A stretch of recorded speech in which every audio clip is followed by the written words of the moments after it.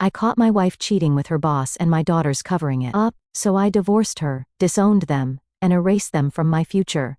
My wife Melanie and I have been together for almost 30 years.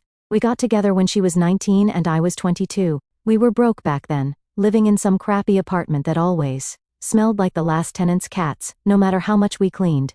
But we were happy, you know? Just figuring things out together, making it work. We started with nothing and built everything ourselves. We had 2 daughters, Olivia, 26, female, and Zoe, 24, female. Olivia was always the smart one, valedictorian, top of her class in college, working some fancy corporate job now. She's engaged to this finance bro named Ethan. The wedding's supposed to be this October. Zoe's always been more laid back, into art and stuff. She's always been a daddy's girl, or at least I thought she was. Like any marriage, we had our rough patches. Money was tight when the girls were little. I worked construction, sometimes 2 jobs, while Melanie waited tables and got her degree. We fought about stupid stuff, but we always figured it out. That's marriage, right? You stick it out, you don't just bail when things get hard. But lately, I don't know, something felt off. Melanie started acting differently the past few months. Nothing major, just little things. Like she suddenly became super protective of her phone. One time I picked it up just to check the time, mine was charging, and she practically dove across the room to grab it from me. She said something about privacy and boundaries. We've been married 30 years, since when do we have phone boundaries? Then there were these girls' nights she started doing with Olivia and Zoe. They used to get together maybe once a month, which was cool. I always thought it was great they were close. But it started to be every other week, sometimes more.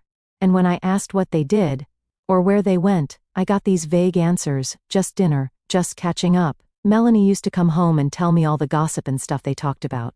About 6 months ago, I came home early from a business trip. The client meeting got canceled, so I caught an earlier flight. When I walked in, Melanie was on the phone, but she hung up crazy fast when she saw me. She said it was just Olivia, but when I asked what they were talking about, she got all weird and changed the subject.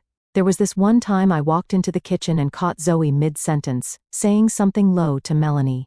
I didn't catch all of it, just something like, "Do you think he knows?" They both turned to look at me, eyes a little wide like I'd startled them. "What are you 2 whispering about?" I asked, half laughing. Melanie recovered quickly, giving me this casual smile. "Oh, just talking about something for later, nothing you need to worry about." Zoe chimed in a little too eagerly. "Yeah, it's just a surprise thing, you'll find out soon enough." I raised an eyebrow. "A surprise for what?" "Just something fun," Melanie said, brushing past me to grab something from the fridge. "You'll see." I figured they were planning for my birthday because it was around the corner. Then there was that other night, when Melanie told me she was visiting her sister in Columbus for the weekend. No big deal, I didn't think twice about it. A few days later, I was talking to Olivia on the phone, just catching up, when she casually mentioned how her mom had gotten a nice tan. I frowned. A tan in Ohio in February? There was the tiniest pause, barely noticeable. But something about it made me feel like I'd said the wrong thing. Then Olivia laughed a little. "Oh yeah, we went to a tanning place together before she left. It was kind of a random thing. It didn't seem like a big deal, so I just shrugged it off." But then I started noticing how Melanie's been dressing differently, buying new clothes, wearing makeup more often, going to the gym 3 times a week. Good for her, I guess, but it seemed to come out of nowhere. Oh, and she bought herself this silver bracelet a few months back, said it was a career milestone reward or something. It looked expensive. When I asked how much it cost, she got defensive. Said I never cared about her treating herself before, which isn't true. I've always told her to buy stuff she wants if we can afford it.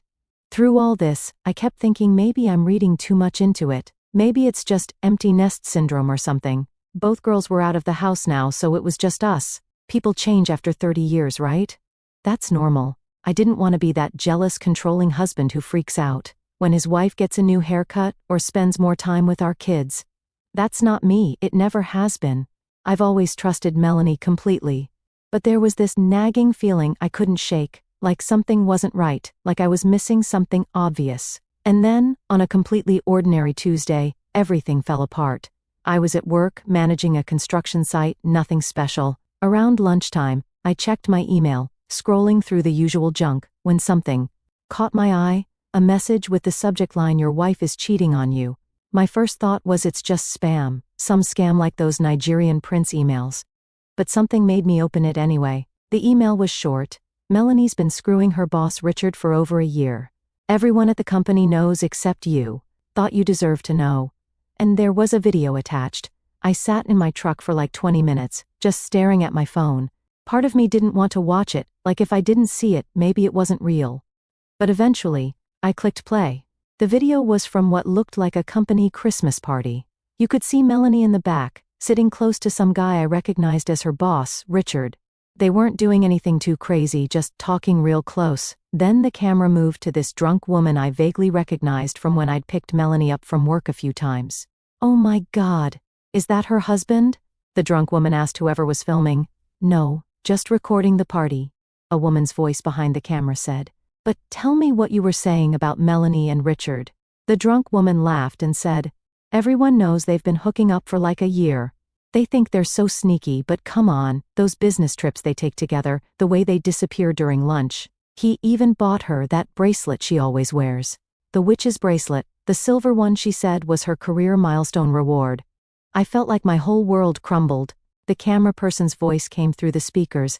"How's she getting away with it?" The drunk woman laughed, swirling her drink. "Oh, she's got it covered. Got her whole routine down, excuses, little white lies. People think she's working late, out shopping, whatever. But nah, she's with him." The video cut off. I sat there staring at my phone, feeling like the air had been sucked out of my truck. I didn't know who sent it, but I had a pretty good guess. Vanessa. She worked with Melanie. Always had tension with her after Melanie got promoted over her last year. This had to be her way of getting back at her. I tried to brush it off. Just gossip, drunk talk from someone with a grudge. But the longer I sat there, the more pieces started snapping into place. The girls' nights, the vague answers, the weird phone calls, the bracelet. I couldn't go back to work, my hands were shaking too much. I told my foreman I had a family emergency and just drove. Not home though. I couldn't face that place. I ended up at my buddy Dave's house. He took one look at me and knew something was wrong. I didn't say anything, just pulled out my phone, hit play, and handed it to him. "Holy cow, man," Dave said when the video ended. "What are you going to do?" I had no clue. All I could think about was that I wanted to confront Melanie right away. But another part of me needed more proof. The video could have just been office gossip from someone with a grudge, right? It wasn't enough. That night, I stayed at Dave's, told Melanie I had an emergency at a job site and wouldn't be home for 2 days. She didn't even hesitate, just said, "Okay, be safe," like nothing was wrong, like she wasn't lying straight to my face. The ease of it made me sick. The next evening she texted me, saying she was having her usual dinner with the girls, just a little midweek catch-up, she said, grabbing her coat. "Don't wait up." I told her to have fun and got out from Dave's apartment. I drove across town and parked outside the restaurant where Olivia and Zoe usually met her. I sat there for 20 minutes, expecting to see her walk in, but she never did. Then, through the window, I spotted Olivia and Zoe at their usual table. No Melanie. I gripped my phone and texted Olivia, "Hey, just wondering, did Mom make it to dinner yet?" A few seconds later, my phone buzzed. "Yeah, she's here, why?" I stared at the message, my stomach twisting. The truth hit me like a brick to the chest. They were lying. They'd been lying this whole time, covering their mom up, making up stories, looking me in the eye, and feeding me nonsense while she was off with him. I clenched my jaw and checked the tracker app on my phone, the one we'd installed on each other's phones ages ago for safety reasons. Her dot wasn't at the restaurant, it was across town at an upscale Italian place. I knew before I even got there what I'd find, but seeing it still felt like a gut punch. Through the window, there she was, sitting next to Richard, so close to him. Technically on his lap. Smiling like she didn't have a care in the world. She leaned closer, resting her head on his shoulder. They weren't even trying to hide it. I almost threw up. I took out my phone and snapped pictures. A lot of them. Then I opened our family group chat. The one with not just Melanie, Olivia, and Zoe, but my parents, my siblings, her siblings, aunts, uncles, cousins, everyone. I attached the photos and typed out one message. "Hope you're enjoying your dinner with the girls, Melanie. Looks like your boss is enjoying it too." I hit send. Immediately, my phone started blowing up. "Olivia, Dad, what are you talking about?" "Zoe, what's going on, my sister? What the hell is this?" My mom, is this some kind of mistake? Melanie's brother, Mel, what is he talking about? My cousin, dude, WTF? My dad, call me. I didn't answer any of them. What was I supposed to say? Just found out my wife of 30 years has been screwing her boss, and my daughters have been covering for her. How's your evening going? I spent the rest of the day driving around, trying to figure out what to say. By the time I got home, they were all there, sitting in the living room looking worried. Dad, what's going on? Olivia asked as soon as I walked in. We've been freaking out. I didn't say anything at first, just pulled out my phone, opened the pictures I'd taken, and handed it to Melanie. Her face went white instantly. Who sent you these? She whispered. I took them today, I said, after I got this. Then I played the video. The room went dead silent. Zoe started crying. Olivia just stared at the floor. Melanie kept shaking her head, like she could make it all disappear if she tried hard enough. How long? I demanded. Melanie wouldn't answer. It was Olivia who spoke up first. Dad, you need to understand. How long? I shouted, making them all jump. 15 months, Melanie admitted, barely audible. And you too? I looked at my daughters. How long have you been covering for your mother, lying to my face, making me look like an idiot? Zoe was sobbing now. Daddy, I'm so sorry. Mom said it was just temporary, that she was going through something. Shut up, Melanie snapped at her. Just shut up, Zoe. No, let her talk, I said. I want to hear exactly how my family conspired behind my back. I stood there staring at my family, who suddenly felt like strangers, Olivia, trying to take control of the situation like always, Zoe crying her eyes out, and Melanie looking like she'd seen a ghost. It wasn't like that, Olivia said, her voice all calm and professional, always the composed one. Mom was unhappy. You were so wrapped up in work, always gone on those long projects. Are you seriously blaming me right now? I couldn't believe what I was hearing. I'm not blaming you, she said, but her tone said otherwise. I'm just saying there were reasons. You weren't exactly there for her emotionally. You never wanted to talk about real stuff. You were physically present, but mentally checked out. I stared at my oldest daughter, this stranger defending her mother's affair. So that justifies her sleeping with her boss? That makes it okay for you to lie to me for over a year? No, but, there's no but, I was shouting again. There's no excuse for this, none. Melanie finally spoke up. I was going to end it. I was trying to find the right time to what, come clean or leave me? Which was it? She didn't answer. She didn't have to. You know what kills me? I said, looking at all three of them. It's not even the affair. I mean, that's messed up, don't get me wrong. But it's the lying, the conspiracy, the three of you sitting around the dinner table with me, laughing, acting normal, all while knowing this huge secret. Do you have any idea how stupid that makes me feel? We didn't want to hurt you, Zoe whispered, still crying. Well, congratulations, you failed spectacularly at that, I snapped. The hurt in her eyes made me feel a twinge of guilt, but I was too angry to care. So what now? Olivia asked, always practical, already thinking about next steps while I was still trying to process the bomb that just went off in my life. Now? I said quietly. Now, I want all of you out of this house. I can't even look at any of you right now. Dad, please, Zoe begged. Let's talk about this. I know I messed up. I just didn't know what to do. Get out, I shouted. I'm serious. All of you, get out. They left, Melanie and Olivia practically dragging a hysterical Zoe. As the door closed, I collapsed on the couch, feeling like someone had ripped my heart out and stomped on it. The house felt so empty, so quiet. I walked around, looking at all our family photos. I was fuming, grabbed the nearest photo, us at Olivia's college graduation, and smashed it against the wall.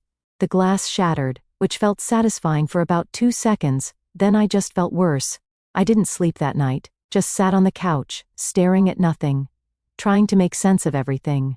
My phone kept buzzing with texts and calls from all three of them, but I ignored it. What was there to say? The next few days were a blur. I took time off work, told my boss it was a family emergency, technically not a lie.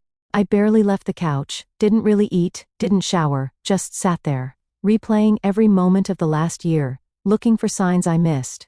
Dave came by to check on me, brought food I didn't eat. He wanted me to go stay with him, said it wasn't good for me to be alone in the house with all the memories, but I couldn't move, couldn't do anything. My phone kept blowing up. Melanie's messages went from apologetic, "I'm so sorry, please let me explain," to angry, "You're being childish. We need to talk like adults," to manipulative, "I'm worried about you, please just let me know you're okay." I ignored them all. Melanie was nothing to me now. After everything I gave to this marriage, after 30 years of sacrifice, hard work and loyalty, she threw it all away for some cheap affair. Fine, that was her choice. She could enjoy her boss, I didn't care. But Olivia and Zoe, that was the real knife to the gut. My own daughters, the kids I raised, protected, provided for, they had been part of this. They had known, and worse, they had helped her, lied for her, covered for her, looked me in the eye, sat across from me at the dinner table, and acted like nothing was wrong. That betrayal was something I couldn't shake. Olivia sent one text, "What you're doing is unfair to everyone. When you're ready to have a mature conversation about this, let me know." Entitled as always, acting like I was the one who messed up. I wanted to throw my phone against the wall. Zoe was different, she called constantly. Left tearful voicemails, "Daddy, please talk to me. I know I messed up so bad. I was just trying to keep the family together. Mom said if I told you you'd leave and everything would fall apart. I'm so sorry. Please don't hate me." Her messages were the hardest to ignore. She'd always been my little girl, the one who'd bring me dandelions and call them flowers, the one who'd fall asleep on my chest watching cartoons. But now, all I could see was her lying to my face, helping Melanie sneak around behind my back. After a week of this, Dave finally convinced me to get my act together. He was right. I couldn't just sit there feeling sorry for myself. I needed to take action. So, I called a lawyer that Dave recommended. "With the evidence you have, you're in a good position," the lawyer told me after I showed him the video and pictures. "But you need to be smart about this. Don't leave the house, that can be seen as abandonment. Don't empty the bank accounts, but do move half the money to a separate account she can't access. And document everything." I followed his advice, stayed in the house, moved money, changed the locks, started documenting every interaction. Melanie showed up one day with Olivia, demanding to be let in to get her things. I recorded the whole thing on my phone, standing in the doorway, while they called me every name in the book. "You can get your stuff when my lawyer says you can," I told them calmly, which just pissed them off more. "I'm getting married in 2 months, Olivia shouted. "Are you really going to ruin that because Mom made a mistake?" "A mistake is forgetting to pay a bill," I said. "What your mother did was a choice. A series of choices made every day for 15 months. And what you did was just as bad." "I was protecting my family." "No, you were protecting your mother's affair. There's a difference." They eventually left, but not before Olivia said, "I'm still expecting you to pay for the wedding. You promised." The audacity of this girl. I just closed the door in her face. All I could do after 2 weeks since I discovered that mess was try to keep it together. Going through the motions, wake up, go to work, come home, stare at walls, try to sleep, repeat. Dave and a couple of other buddies kept checking on me, inviting me out for beers or to watch games, but I turned them down most of the time. I just didn't have the energy to be social. Zoe kept trying to reach out, calling, texting, even showed up at my job site once. I finally agreed to meet her at a coffee shop, not ready to forgive her but at least willing to listen. She looked terrible, dark circles under her eyes, hair unwashed, wearing the same hoodie she's had since high school. "I'm so sorry, Dad," she said as soon as I sat down. "I know that doesn't fix anything, but I am. I should have told you." "Why didn't you?" I asked. That's the question that keeps me up at night. Mom said she was going through a midlife crisis thing, that she just needed to get it out of her system, and if you found out, you'd never forgive her. She said it would destroy our family, so instead, you destroyed my trust. She flinched like I'd slapped her. "I know it was wrong, but you were always working, Dad. Always at job sites, always stressed about money. Mom was lonely, and I'm not saying that makes it okay," she added quickly. "What she did was wrong, but maybe if you'd been around more, talked to her more, noticed she was unhappy," and there it was even in her apology she was still blaming me, still making excuses. "I worked my butt off to give you and your sister everything," I said quietly, "to put you through college, to make sure we had a nice house, nice cars, vacations. If your mother was unhappy she could have talked to me, she could have suggested counseling, she could have asked for a divorce. Instead, she cheated, and you helped her." I know, she whispered. I'm just trying to explain, not excuse. I wasn't sure I believed that. But looking at her, I couldn't just walk away like I'd planned. She's still my daughter. But I don't know if I'll ever trust her again. I need time, I told her. I don't know if I can ever trust you the way I used to. I understand, she said, wiping away tears. Thank you for meeting me.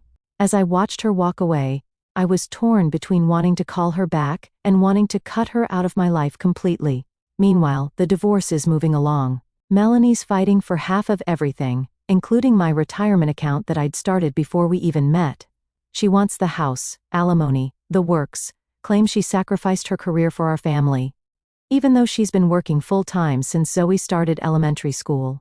And get this, Olivia is still sending me wedding bills, venue deposits, florist payments, dress alterations.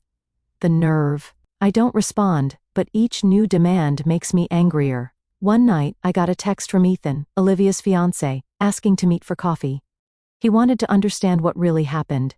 When we met, he admitted Olivia didn't know he was there. She'd be furious if she found out. She told him that I was overreacting to a brief affair, kicked them all out, and refused to pay for the wedding out of spite.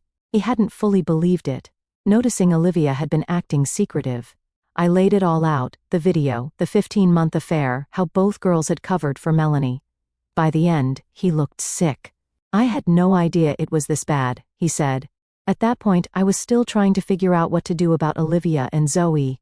Cutting them off completely felt drastic. But after everything, could I ever trust them again? Rebuilding seemed impossible when I wasn't even sure if they truly regretted what they had done. But one thing was certain, Melanie and I were finished. There was no coming back from that level of betrayal. So, I filed for divorce. Work became my escape. I had to keep the money coming in, especially with the divorce set to drain me dry. My crew knew something was up, but they didn't ask questions. When I zoned out or needed a minute, they just gave me space, which I appreciated. The divorce turned ugly fast. Melanie's lawyer tried spinning the narrative, painting me as a neglectful workaholic who had pushed her into the affair. My lawyer suggested settling to avoid dragging it out, but I refused. This wasn't about money anymore, it was about principle. Ethan called me again yesterday. Apparently, he had a big fight with Olivia after our talk. He started asking questions about the affair, and she flipped out, accused him of taking my side and betraying her trust. The irony is staggering. I'm having serious doubts about the wedding, he told me.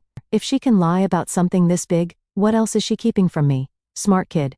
Cheaters protect cheaters, I told him. Someone who can justify lying to their father for over a year can justify lying to anyone.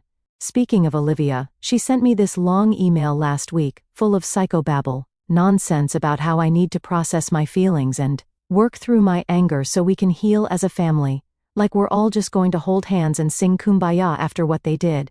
She even had the audacity to include more wedding expense forms I needed to sign. Zoe's been different since our coffee shop talk.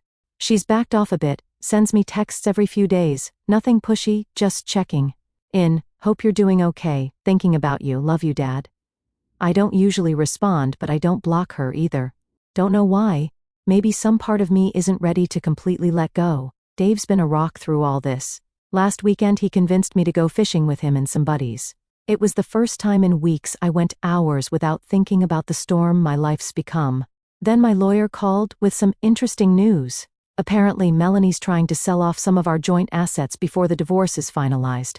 She accidentally mentioned to a mutual friend that she and her boss are planning a big trip to Europe once all this unpleasantness is over. Unbelievable. Hector got an emergency injunction to freeze everything. One small victory. I still didn't know what to do about Olivia and Zoe. I loved them, but every time I started to soften, I remembered the lies, the fake girls, nights, the way they covered for Melanie, warning her when I asked questions. They didn't just know, they actively helped her for 15 months. They chose her affair over my right to the truth. Olivia's wedding was coming up, and somehow she still expected me to walk her down the aisle. She even sent a guilt-tripping text about how my issues with Melanie shouldn't affect her special day, like that was what mattered, not the family she helped destroy. I didn't respond. Anything I'd say would end with me telling her exactly where to go. I thought about just leaving, selling the house, moving somewhere new, starting fresh. But that felt like letting them win, like I was the one who did something wrong. And just when I thought this mess couldn't get any worse, life decided to throw another curveball my way. I was meeting with my lawyer about the divorce when he mentioned checking social media for anything that might help our case. I'm not on that stuff, I told him. Well, Melanie is, he said, turning his laptop toward me. And you might want to see this. It was Melanie's Facebook page. There was a post from a few days ago, a photo of her, Richard, and Olivia at some fancy restaurant.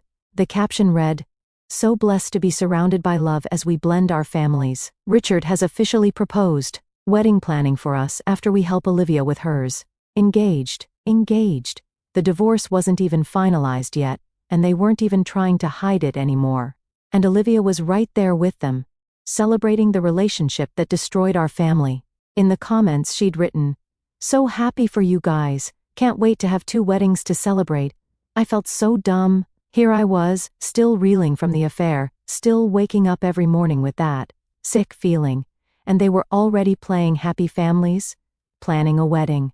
There was more. Another post showed Richard helping Olivia with wedding preparations, apparently paying for the stuff I refused to cover, playing the hero. And in one photo, Olivia's calling him her bonus dad. Bonus dad? What the actual hell? That was it, the final straw.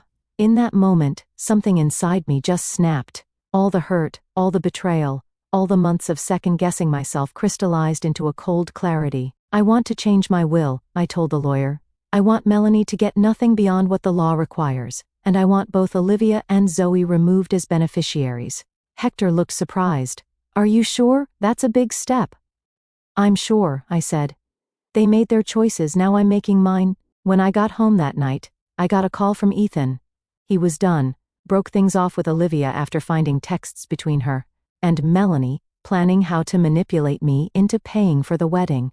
They had this whole strategy mapped out, how Olivia would guilt-trip me, how they'd use mutual friends to pressure me, the works. You were right about her, he said. I'm sorry, sir. I thought you should know. I thanked him, actually feeling bad for the kid. He dodged a bullet, but it still had to hurt. Later I got a call from Zoe. She was crying so hard I could barely understand her. Apparently, she'd had a huge fight with Melanie and Olivia after finding out about the engagement and the social media posts. They didn't even tell me, she sobbed. I found out from Facebook, like everyone else. And when I asked Mom how she could get engaged when you two aren't even divorced yet, she said I needed to grow up and get with the program. Olivia took her side, of course, said I was being childish and dramatic. Part of me felt a flicker of hope that maybe Zoe was finally seeing the truth, but then she said, I just don't understand why you can't all try to work this out. Why does everyone have to be so extreme? Mom made a mistake, but 15 months isn't a mistake, Zoe. I cut her off, and neither is lying to my face every day for months. Those are choices. Choices all of you made. I know, she said quickly. I know that. I'm not defending what she did or what I did. I miss how things used to be. Things were never how they used to be, I said. It was all a lie, and I'm done. What do you mean, done? She asked, sounding scared. I mean, I'm moving on with my life without any of you. She started crying harder. Dad, please. I know I messed up. I know that, but I'm trying here. I'm really trying. It's too late, I said. I've already changed my will. You and Olivia are out of it. Dead silence on the other end. Then you what? You heard me. I met with my lawyer today. Everything goes to my brother now. But Dad, that's not, you can't just. I can, and I did. You all made your choices. Now I've made mine. She hung up. I expected to feel guilty, but instead, I felt lighter, like I'd finally cut loose an anchor that had been dragging me down. The next day, all hell broke loose. Olivia sent a barrage of texts, calling me petty, vindictive, cruel. Melanie had her lawyer contact Hector about my retaliatory actions. Even some mutual friends reached out, saying I was being too harsh, that I should think about reconciliation for the sake of the family. To hell with that, all of that. I slept through the night. No dreams about the way things used to be, no waking up with that sick feeling, just peaceful, dreamless sleep. At that moment, I realized that the family I thought I had never existed. It was a mirage. And maybe that's okay. Maybe it's better to live in truth, even a painful truth, than in a comfortable lie. Final update, it's been 5 months since everything went down. I figured I'd give you guys an update. The divorce is final. Melanie didn't get nearly what she wanted, thanks to Hector's badass lawyering and all the evidence I had. She got some cash and her car, but not the house or my retirement. She and Richard got married 2 weeks after our divorce was finalized. Classy. I sold the house. Too many memories, good and bad. I bought a smaller place closer to work in a different neighborhood. It's nothing fancy, but it's mine, no ghosts, no lies. After I changed my will and told Zoe about it, she showed up at my door the next day, crying and begging me to reconsider, said she'd do anything to make things right. I told her I appreciated it, but my decision was final. When she realized I wasn't budging, something changed in her. She got quiet, then cold. "So that's it?" she asked. 30 years as a family and you're just throwing it all away? I didn't throw anything away, I told her. You all did that when you decided to lie to me for over a year. She left, and I haven't heard from her since. Apparently she's moved in with Melanie and Richard, one big happy family. Olivia got married last month to some doctor she met right after Ethan left her. They didn't invite me, I didn't expect them to. I heard from mutual friends that Richard walked her down the aisle.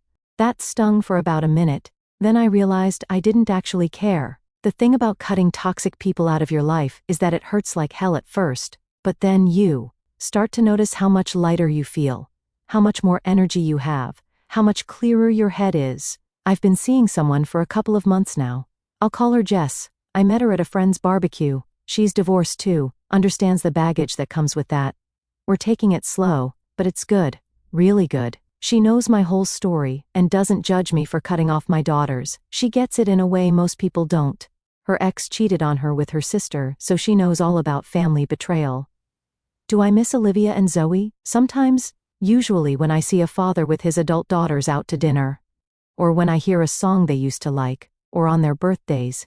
But it's more like missing the idea of them, the daughters I thought I had. The real ones, the ones who lied to my face for months? Nah, don't miss them at all. A few weeks ago, I ran into Ethan at a sports bar. He's doing well, dating someone new. He told me Olivia had reached out to him recently, saying she'd made a huge mistake and wanted another chance. He turned her down. You taught me something important, he said, about self-respect, about not letting people treat you like you don't matter. That meant a lot, hearing that. At least something good came out of this whole mess. Last week, I finalized my new will with my lawyer. Most of my stuff goes to my brother and his kids, who've been my rock through all this.